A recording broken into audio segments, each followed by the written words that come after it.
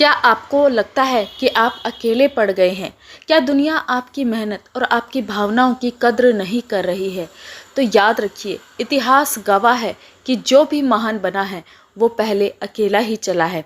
तो आज की इस वीडियो में हम जानेंगे कि अकेलापन कोई अभिशाप नहीं, बल्कि ईश्वर का दिया हुआ एक संकेत है कि आप कुछ असाधारण करने के लिए चुने गए हैं। तो आज की वीडियो को आप लास्ट तक ज़रूर देखिए। इस वीडियो को देखने के बाद आप अकेलेपन से डरोगे नहीं, बल्कि अकेलेपन को अपनी एक ताकत के रूप में चुनोगे। तो आप सभी को जय श्री राम। आपका बहुत बहुत स्वागत है हमारे YouTube चैनल में। देखिए, जीवन की इस दौड़ में कभी ये मत सोचिए कि आप अकेले हैं, बल्कि ये मानिए कि परमात्मा आपको साधारण से असाधारण बनाने की तैयारी कर रहा है। अक्सर हम भीड़ का हिस्सा बनकर अपनी पहचान खो देते हैं, लेकिन याद रखिए कि इतिहास वही रचता है जो अकेले चलने का साहस रखता है। जब दुनिया आपका साथ छोड़ दे, जब लोग आपकी कद्र करना भूल जाएं, तो समझ लेना कि अब आपकी कद्र खुद ईश्वर करने लगा है। अक्सर हम लोगों की बातों से टूट जाते हैं, हर किसी को अपनी सफाई देने लगते हैं, पर सच तो ये है कि हर बात का जवाब देना ज़रूरी नहीं होता। क्या शेर कभी कुत्तों के भौंकने पर पलटकर जवाब देता है? नहीं, उसकी खामोशी ही उसकी शक्ति होती है। आज जो लोग आपका मजाक उड़ा रहे हैं या आपको नज़रअंदाज कर रहे हैं, तो उन्हें दोष मत दीजिए, क्योंकि समय एक ऐसा शिक्षक है जो लिखकर नहीं बल्कि अनुभव से सिखाता है। जैसे सोना आग में तपकर कुंदन बनता है, वैसे ही आपका ये संघर्ष और ये अकेलापन आपको एक दिन उस मुकाम पर खड़ा करेगा जहां दुनिया आपको झुककर सलाम करेगी। बस शांत रहिए, तैयारी कीजिए और अपने कर्मों में डूबे रहिए, क्योंकि जब वक्त जवाब देता है तो किसी को कुछ भी कहने की ज़रूरत नहीं पड़ती। जीवन के किसी मोड़ पर जब आप पीछे मुड़कर देखते हैं तो पाते हैं कि भीड़ आपके साथ तो थी, लेकिन आपके लिए नहीं थी। हम अक्सर अकेले होने से डरते हैं। हमें लगता है कि अगर कोई साथ नहीं होगा तो हम गिर जाएंगे, पर असलियत इसके ठीक उलट है। भीड़ आपको सहारा तो दे सकती है, पर पहचान नहीं। दुनिया का ये नियम है कि भीड़ हमेशा बने बनाए रास्तों पर ही चलती है, लेकिन जो अपना रास्ता खुद बनाता है उसे शुरुआत अकेले ही करनी पड़ती है। विचार कीजिए, जब सूरज उगता है तो वो अकेला होता है, जब चंद्रमा उगता है तो वो भी अकेला होता है। ब्रह्मांड की सबसे शक्तिशाली चीजें अक्सर अकेले ही होती हैं। तो आपका अकेलापन कोई सज़ा नहीं है, बल्कि ये वो समय है जब ब्रह्मांड आपसे बात करना चाहता है। ये वो समय है जब आप अपनी अंतरात्मा की आवाज़ सुन सकते हैं, जिसे अक्सर दुनिया के शोर में दबा दिया जाता है। हम अक्सर दुखी होते हैं कि लोग हमारी कद्र नहीं करते, लेकिन क्या आपने कभी सोचा है कि ऐसा क्यों होता है? कद्र हमेशा उसकी होती है जो दुर्लभ होता है। जब आप हर किसी के लिए हर समय अवेलेबल होते हैं तो लोग आपकी मौजूदगी को अपनी आदत बना लेते हैं, और आदत हमेशा इंसान को अंधा बनाती है। जिस तरह ऑक्सीजन हमारे जीवन के लिए सबसे ज़रूरी है, लेकिन हम उसकी कद्र तभी करते हैं जब सांस लेना मुश्किल हो जाता है, ठीक वैसे ही लोग आपकी कीमत तब समझेंगे जब आप उनके लिए अवेलेबल नहीं रहेंगे। आज अगर कोई आपको हल्के में ले रहा है तो उन्हें दोष मत दीजिए, ये समय का स्वभाव है। समय जब करवट लेता है तो कोयला भी हीरा बन जाता है और राजा भी रंग। बस आपको अपने समय का इंतज़ार करना है। हमारा स्वभाव बन गया है कि कोई हम पर उंगली उठाए तो हम तुरंत सफाई देने लगते हैं, कोई हमें गलत कहे तो हम घंटों बहस करते हैं। याद रखिए, हमें अपनी एनर्जी को फालतू के लोगों के सामने अपने आप को साबित करने में खर्च नहीं करना है, बल्कि उस एनर्जी को खुद को बेहतर बनाने में यूज़ करना है। मौन रहना कायरता नहीं है। मौन वो सबसे बड़ा हथियार है जिसे आप सामने वाले के अहंकार को तोड़ सकते हैं। और जब आप चुप रहकर अपनी सफलता पर ध्यान देते हैं तो आपकी चुप्पी सामने वाले के मन में डर पैदा करती है। शब्दों से दिए गए घाव भर सकते हैं, लेकिन कर्मों से दिया गया जवाब इतिहास लिखता है।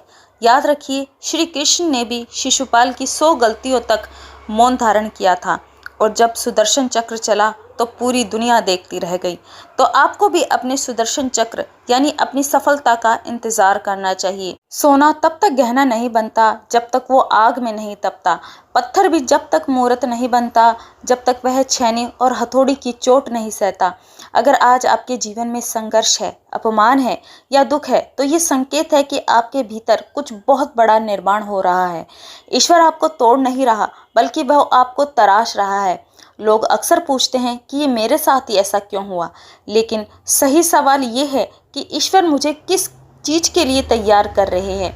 याद रखिए, छोटी नाव को चलाने के लिए शांत पानी चाहिए, लेकिन बड़े जहाज़ों को लहरों से लड़ना ही पड़ता है। शांति और आत्मसम्मान के बीच एक बहुत बारीक रेखा होती है।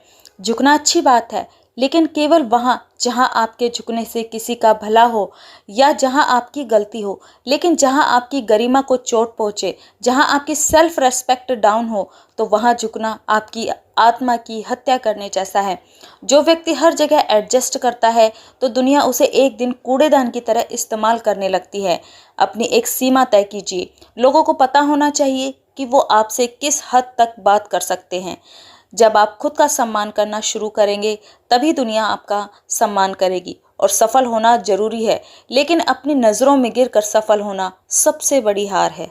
जब भी हमें जीवन में अकेलापन सताए, लगे कि हम अकेले पड़ गए हैं, लोग हमारे साथ नहीं हैं, तो हमें रामकृष्ण जी के जीवन का ये प्रसंग अवश्य ही सुन लेना चाहिए। रामकृष्ण जी जब काली मंदिर के पुजारी बने तो वे घंटों माँ की प्रतिमा के सामने बैठकर रोते थे। वे लोगों की भीड़ से दूर गंगा के किनारे अकेले बैठे रहते।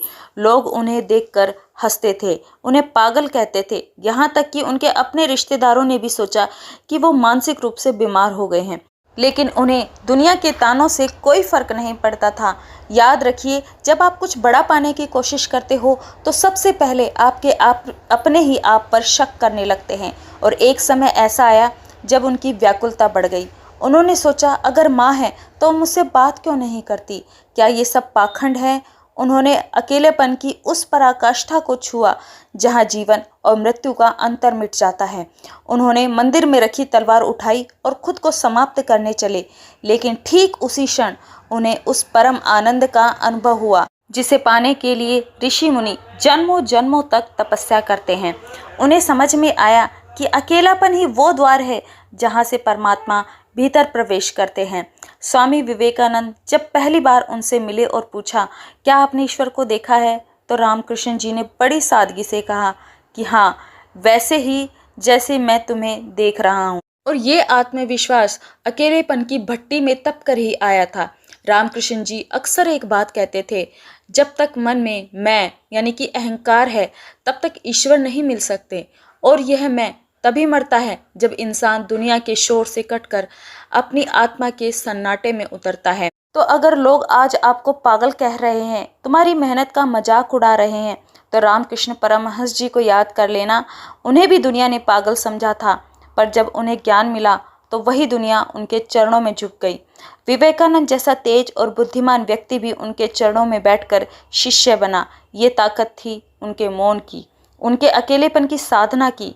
इसलिए जब दुनिया तुम्हें नज़रअंदाज करे तो समझ लेना कि तुम उस रास्ते पर हो जहाँ तुम्हें भीड़ नहीं, बल्कि वो परमेश्वर, वो सर्वशक्तिमान मिलने वाले हैं। तो अपनी धुन के पक्के बनो। लोग आज आपकी कद्र नहीं कर रहे, कोई बात नहीं। जिस दिन तुम खुद को पालोगे, उस दिन दुनिया तुम्हें खोजने निकलेगी। तो वीडियो अच्छी लगी तो वीडियो को लाइक करें, चैनल को सब्सक्राइब करें और वीडियो को ज़्यादा से ज़्यादा शेयर करें। मिलते हैं अपनी अगली वीडियो में। तब तक के लिए नमस्कार और धन्यवाद। आप सभी का दिन शुभ और मंगलमय हो।